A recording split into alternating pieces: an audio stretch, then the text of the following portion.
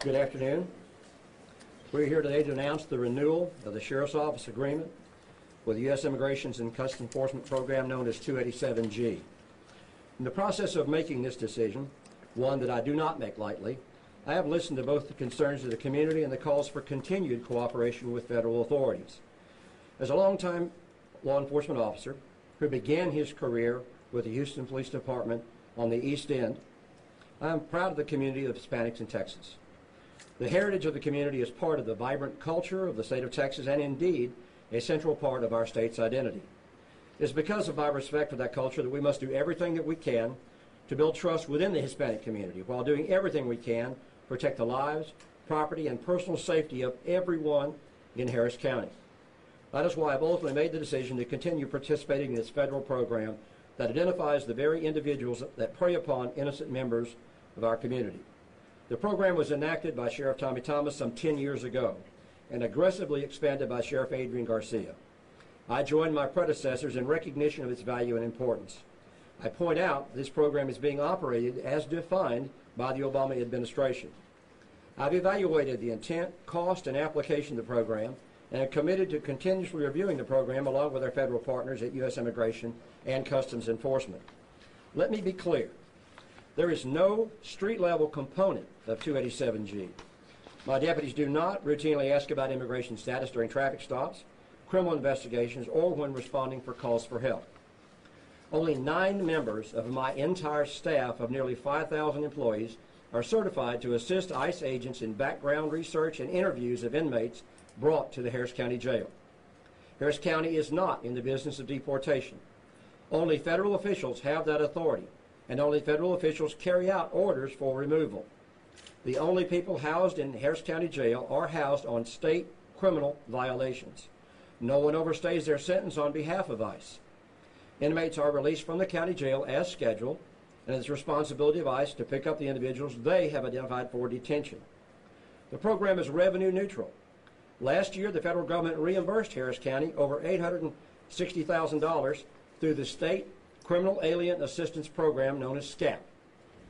Out of 120,000 inmates brought through the Harris County Jail in 2015, only 167 of them faced subsequent deportation from Harris County.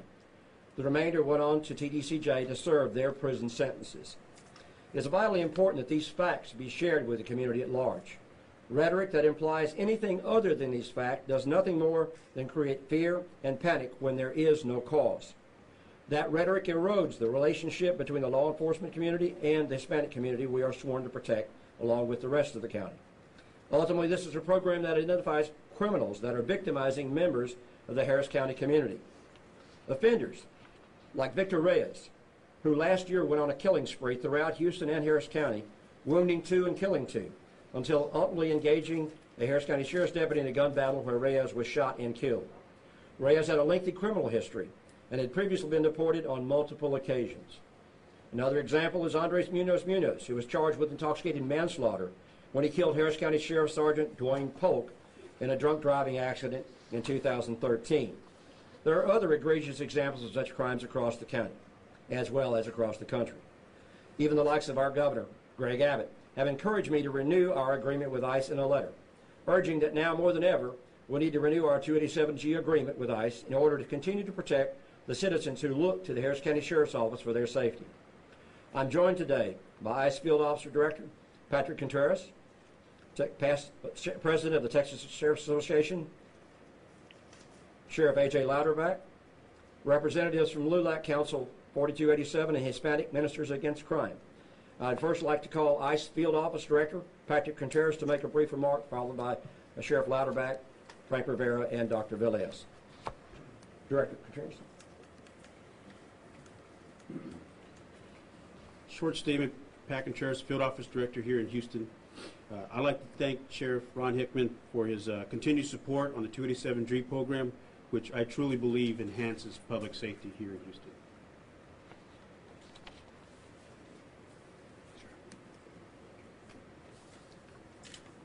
I'm Sheriff A.J. Louderback from Jackson County. Texas sheriffs play a key role in criminal illegal activity here in Texas. And sheriffs across the nation play a key role in how criminal aliens are handled here in this country. More importantly, our ability to communicate effectively with ICE is mandatory for us to remove the criminal alien element from this state. Texas sheriffs working together with ICE for the betterment of our citizens is the best option and only option for us. It is about reducing criminality in our state, and this is good governance for our state. Sheriffs statewide embrace this federal program, 287G, wholeheartedly and feel it is a necessary component to effectively dealing with the criminal element here in our state. Thank you. Now, if we could have Dr. Velez, would you like to make a statement? Yeah, hi, I'm Dr. Velez, Edwin Velez from Spanish Minister Against Crime in Houston. We want to thank the Sheriff's Office to invite us to this meeting. We want to take the best information to the Spanish community. That is the best part we can do for Houston in the Spanish. The bad information bring bad communication between our churches and community, and we are part, and we're glad we are part of this work and team for the better Houston. Thank you.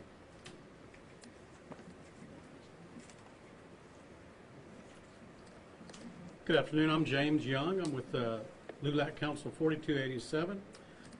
We're a local council here in Houston. We have worked closely with Sheriff Hickman's office and appreciate the outreach and information that he's given us. Unfortunately, there's a lot of misinformation out there, and we as a council have sat down with him, gone over the information, and we're looking forward to working with him in support of this legislation. We do have a statement from the head of our council, Baldomero Garza, and I will allow Frank Rivera, another member of our council, to read that statement.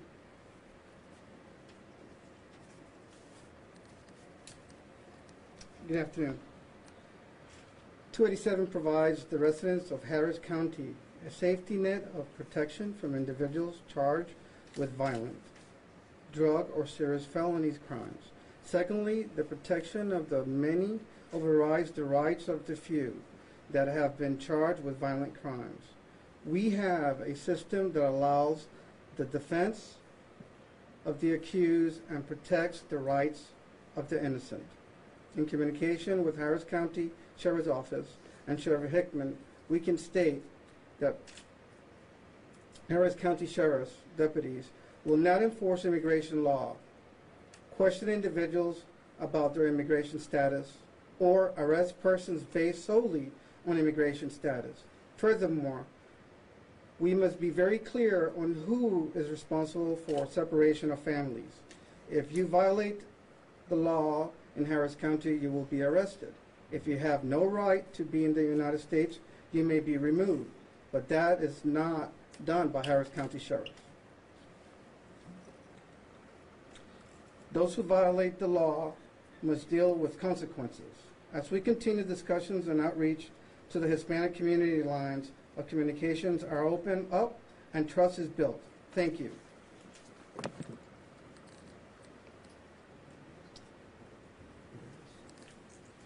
Okay, I believe that concludes our comments on the 287G program.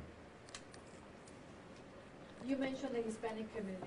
Is there someone in here that can send that message in Spanish to the community? Yes, I'm sure we can, and I might point out that we are working with these organizations to make sure that we are out in the community. We've got a meeting planned in the next 2 months to do exactly that. We make sure that we provide materials in Spanish to the community to know, A, what their rights are, what services we provide, and how we can work better together.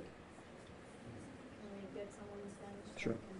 Any other questions in the meantime? Yeah, Sheriff Hickman or Field Office Director Torres, what is the unique value of the 287G program compared to other ICE programs that are enforced at the local level or that work on local level, compared to like PEP, for example, or other programs?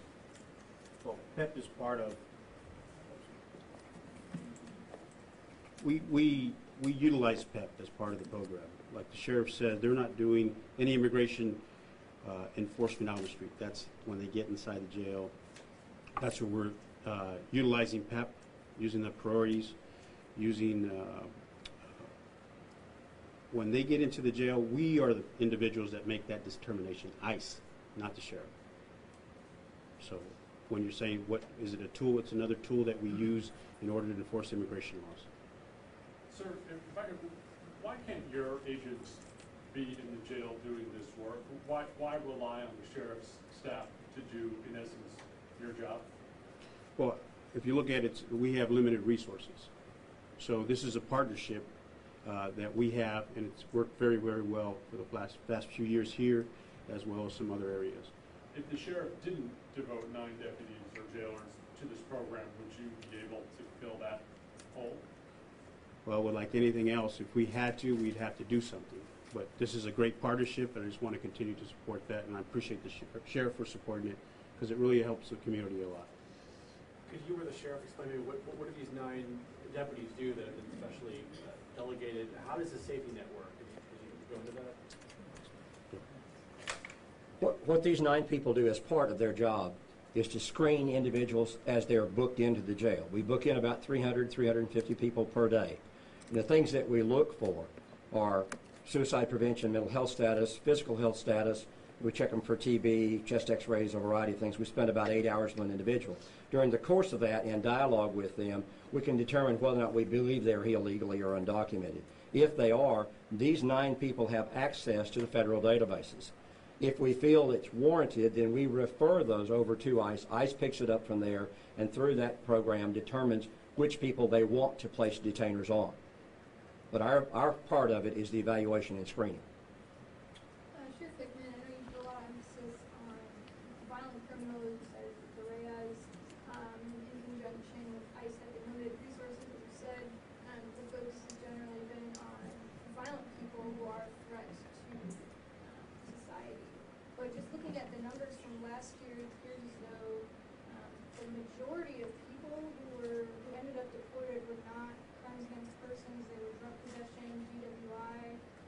So how does that line up with, it seems to contradict the focus on only the most violent? It depends how you define the focus, I guess. Obviously, we know what the impact of drugs is on our society. As I mentioned, the sheriff sergeant who was killed by the drunk driver, all of those have a danger to society. And through the specific crimes as defined under this Obama administration, these are the set crimes that they've determined fit those parameters and pose a risk and danger to the community. Do you feel that people might be misunderstand what this is and be afraid to approach the sheriff's office or investigators if they're a witness to a crime or if they've been a victim of a crime because they're scared they'll be sent? Sure, obviously we have that concern. And I find it ironic that it's not law enforcement who's telling people they should fear talking to the police. It's other folks in their own community who tell them, oh, you shouldn't be scared of the police, don't talk to the police. So we're working hard to make sure that we provide direct input from us to the community. So we work with LULAC, or Hispanic Ministers Against Crime, different divisions within the community, so we can get our message out that you do not need to be afraid of routine interaction. We want people to stay out of the jail. Be a good citizen, be a good resident of this county, stay out of trouble, stay out of the jail. But if you wind up being a criminal and are undocumented, one of the rules is you could pose a risk for deportation. Sheriff, you talked about how this program was revenue neutral. How much does it cost, including sort of not only the salaries, but also there's an audit done before, but like overhead, indirect costs, costs of keeping people in jail that might have bonded out, for example? We don't keep them in jail. If they can bond out, they can bond out. So like I said, they're not here because of an ICE status. They're here because they committed a crime against the state of Texas. So the ICE is simply a detainer. If they can afford bond, then they can bond out. So that's not an issue here. But as far as the total cost of the program? Total cost is still under what the federal government reimburses us with. We have 9 people. The salaries is in the $450,000 range, $850,000 reimbursement. So even with insurance benefits and other things, we're not going to rise to the level that they're reimbursing us at. If you don't mind one follow-up, that SCAP reimbursement is not just for the 287G program, is that correct? It's for all sort of ICE-related activities? Well, it's for housing criminal aliens to begin with. That's what the Alien Assistance Program is But it's about. not just for example, salaries and benefits, it pays for other things as well. Yes, housing, food, right. Sheriff, some critics criticize the program as racial profiling. Like, how do you go about, what is your argument that it's not, that racial profiling is not used in order to pick out, to contain somebody? Well, obviously through the series of screening and evaluation that we do coming through the program, it doesn't matter where you come from. You know, we're going to eventually determine what your country of birth is. You know, if it could be, you know, Nigeria or Austria. You know, we get people from a variety of different countries. You know, so it's not unique to the Hispanic community, so to speak. Sheriff, there was a massive protest here a couple of weeks ago, probably one of the biggest, say, years maybe. Did you respond at all to the groups that had organized that? Have you had any communication with them since then? Yes, I've had emails from a couple, and I responded to them. I've had a couple of phone calls, and I've talked with them on the phone. So yes, I have had dialogue with a few. And what have you said to them? I know that they were basically asking, or they were saying you don't have to do this here, so please, you know, protect us from the threat of having our families separated. So A, what do you respond to that? And B, why do you feel you have to do this? Well, because I feel the program is effective in doing what it's supposed to do, removing criminal aliens as defined from the country as a consequence of being both a criminal and undocumented. Now, as it separates families, yes, but the family has the choice to go back together if they want to. If they want to go back to Mexico, then they can. Unfortunately, it is a hardship for them. And we prefer not to have to do that. So we're encouraging people, don't get in trouble and go to jail. And what have you directly, what was your correspondence like with the groups? Pretty much what I've told you here. The program does seem to be directly fit against what it's supposed to do, and most of the facts that they use are inaccurate. The numbers they use are inaccurate. The facts that people get stopped on traffic and deported is inaccurate. So most of it is just rhetoric that they use to create fear among the Hispanic community, and that's not what we want. We want the facts to be accurate. Sir, how much would it help to know more about who is getting deported and who is getting flagged? We have very 30,000-foot numbers. You've seen I presume you've seen something more than what's been released publicly. But how much more would it help you convince the public if ICE would share a little bit more about who's getting deported because of this program? Well, I think obviously a summary to explain, you know, what kinds of crimes are involved might be helpful. You know, the numbers for DWIs versus family assaults, obviously. But you know, those are available from ICE, I assume. I don't get those reports.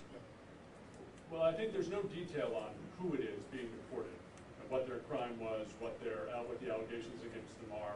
And I think for some of the people we've talked to, at least, they'd like to know more specifically who gets caught in this net and how deserving are they of the extra attention. And maybe you can address that. I want, just to make sure, when somebody is, the sheriff has probable cause, his deputies are out there doing their job. And I think it's been stressed that immigration is not on their mind. It's probable cause, get what they need to do, what they have to do every day. When they come into jail and they come into come to our attention, we're looking at the totality of the individual, the totality of what the person has done from an immigration perspective. So when you look at cases, whether it be one DUI, the person might have been deported 3 or 4 times before. That's the totality of the individual. So that's what we're really looking at. So when we look at the priorities and we look at everything else, kind of think about that we're looking at the totality of the individual. The sheriff might have picked him up for burglary, but he might have been deported, gone to prison, and he might have been in there for murder. But the sheriff is not factoring the murder stuff. We are looking at the totality of the individual. So that's what, just to answer your question, it's the totality of the person that we in ICE review, not so much that the crime in which he had the probable cause to be arrested for. We're going to wrap it up. If there are some individual questions, you can do that after. So. to give your statement in Spanish for our Spanish speaker? Yes, Ruby? Okay.